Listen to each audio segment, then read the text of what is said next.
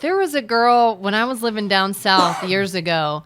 There's a small town in Alabama that was just devastated. One of their high school girls killed herself.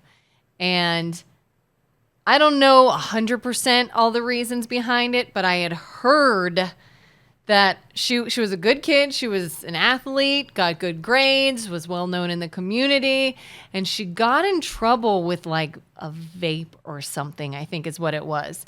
And the fear of getting in trouble for something that she shouldn't have had on her or done or whatever was so just terrifying and detrimental that she felt like her only option. And I'm like, how have our kids' brains become so warped that you think getting in trouble for something that minor is life-ending, that you cannot see a future past that? Like, something I think is changing in kids' brains. Yeah, parents are terrible.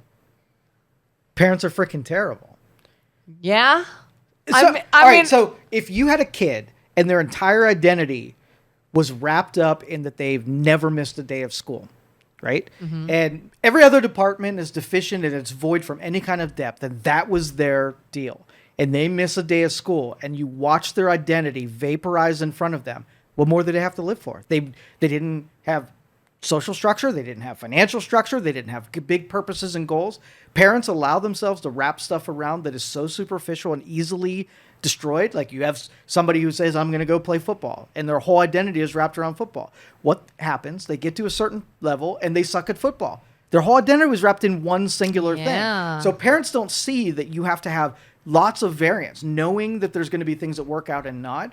And do not overinvest in the single thing, especially if there's a like, as a parent, if you see someone wrapping up in a single thing, you're not going to think one time that, what if that falls through? Where are they going to be? Yeah. Right? Yeah.